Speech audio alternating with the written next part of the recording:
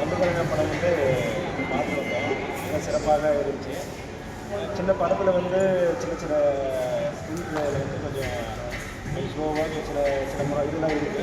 அது வந்து அண்ணா வந்து டைரக்டர் வந்து சந்திச்சுட்டு அடுத்து வர திரைப்படத்தில் வந்து அது சரியான முறையில் எடுத்தால் இன்னும் கொஞ்சம் நல்லாயிருக்கும்.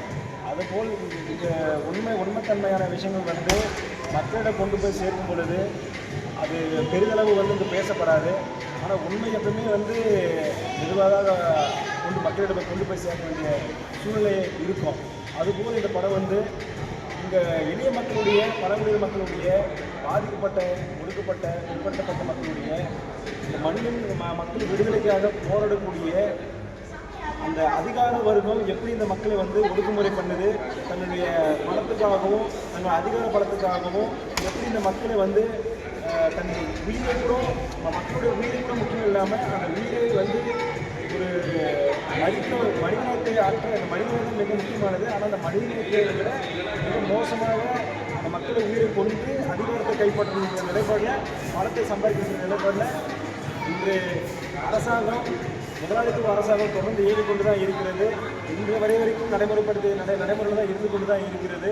அதுபோல் அந்த முதலாளித்துவ அரசாங்கம் என்பது மேல்மட்டத்திலிருந்து அடிமட்ட ஒரு பஞ்சாயத்தின் அடிப்படையில் வரைக்கும் இந்த நிலைப்பாடு தான் இருக்குது. இது ஒரு பேசிக்கான சித்தாந்த அரசியல், இந்த மக்களை உழைப்ப சொல்கிறாங்க அரசியல் செயல்பட்டு தான் இருந்து கொண்டு தான் இருக்குது. பொதுமக்கள் என்ன பண்ணால் தொடர்ந்து மக்களுக்காக போராடக்கூடிய போராளிகளை வந்து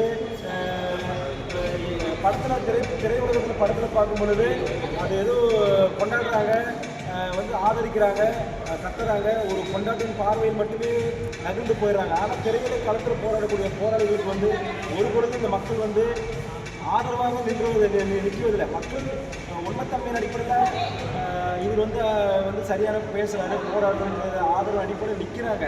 ஆனால் களத்தின் அடிப்படையில் வந்து நின்று வலிமையாக நின்றால் மட்டும்தான் இது போன்ற எதிராளிகளை நம்ம அடுத்து காலி செய்துவிட்டு இந்த மண்ணின் மைதான ஓபிசி எம்பிசி எஸ்எஸ்டி கூடக்கூடிய மக்களுக்கான விடுதலையை உண்மையான விடுதலையான அரசாங்கத்தை நம்ம நிறைவேற்ற முடியும். இந்த அரசாங்கத்தை வந்து அமைக்க முடியும். அப்பொழுதுதான் வேலைவாய்ப்பிலிருந்து பொருளாதார மாற்றத்திலிருந்து அனைவருக்குமான ஒரு சுதந்திரமான அடிப்படையான ஒரு விடுதலை கிடைக்கும். அதுபோல் தான் இந்த திரையுலகம் அந்த திரைப்படம் வந்து சொல்கிறது. அப்போ நம்ம தொடர்ந்து இயங்க வேண்டும்னா இந்த மாதிரி போன்ற கருத்துக்களை நம்ம யாரெல்லாம் இயங்குறாங்க பொதுக்களத்தில் வந்து இயங்குறாங்களோ அவங்களுக்கு பலமாக இயங்க வேண்டும். அவங்களுக்கு பலமாக அவங்க கூட இயங்க வேணும்.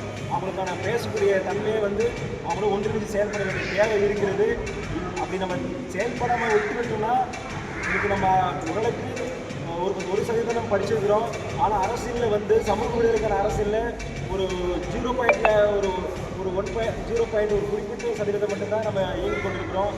அரசியல் மிகப்பெரிய வலிமையானது. அந்த அரசியல் மக்களுக்கான விடுதலை அரசியல் நம்ம இயங்க வேண்டிய தேவை இருக்கிறது. உண்மைத்தன்மையான அரசியல் இயங்க வேண்டிய தேவை இருக்கிறது.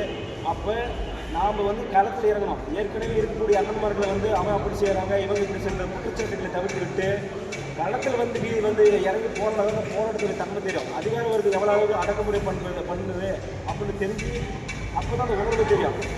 அதற்கு தெரியாத போது நீ வந்து நம்ம அப்படி இப்படி அவன் அங்கே போகிறான் இங்கே போகிறான் இந்த அரசியல் பண்ணால் நம்ம ஏராளமாக பேசலாம். களத்துக்கு வந்தால் மட்டும்தான் விடுதலைக்கான அரசியல் எவ்வளோ கஷ்டப்பட்டு உழைக்கிறாங்க, இந்த அதிகாரிகளுக்கு எவ்வளோ வலிமையாக இருக்கிறது, அந்த அதிகார வர்க்கத்துக்கு இவங்க எதிராக எப்படி வந்து எந்த அளவுக்கு செயல்படுறாங்க, அப்போ நாம் பலமாக நின்றோம்னா இன்னும் வலிமையாக செயல்படுவான்ற உணர்வு அப்போ வரும். அப்போ களத்துக்கு வரும்போது தான் மிகப்பெரிய ஒரு மாற்றத்தை உருவாக்க முடியும். கிராமத்தோறும் சேரி கிராமத்து எஸ்எஸ்டியுடைய கிராமத்தில் ஒவ்வொரு கிராமத்திலும் சமூக விடுதலைக்கு எது என்று தெரியாமல் ஏதோ பைக்கு வச்சுக்கிறது, ஒரு 5 பேர் இப்படி போயிட்டு வந்துட்டா மிகப்பெரிய ரவுடின்னு வச்சுக்கிறான். அதெல்லாம் ஒன்றுமே கிடையாது. விடுதலைக்கான அரசு பாபா அம்பேத்கர் தான். அம்பேத்கர் நமக்கு பாதை உருவாக்கி வச்சுருக்காரு. அதன் அடிப்படையில் இயங்க வேண்டும். ஊரில் யாராவது ஒருத்தர் நம்ம சும்மா சுக்குறு பசங்க துப்பகுறு பசங்கிறாங்கன்னா அவனை யாரும் மதிக்காதீங்க. மக்கள் விடுதலைக்காக யாரும் பேசுகிறோம் அவனுக்கு ஆதரவு நில்லுங்க. அவன் தான் ஹீரோ, அவன் தான் வந்து மிகப்பெரிய ஆளுமையான நபர். நீங்கள் வந்து திரையுலகத்தில் மட்டும் ஏதோ ஹீரோவை பார்த்துட்டு நீங்கள் இருக்கிறத விட தரையில் வந்து போராடக்கூடிய போராளிகளுக்கு வந்து ஆதரவு இருந்தால் மட்டும்தான் மிகப்பெரிய மாற்றத்தை நிகழ்த்த முடியும். அதை தான் இந்த படம் சொல்லுது.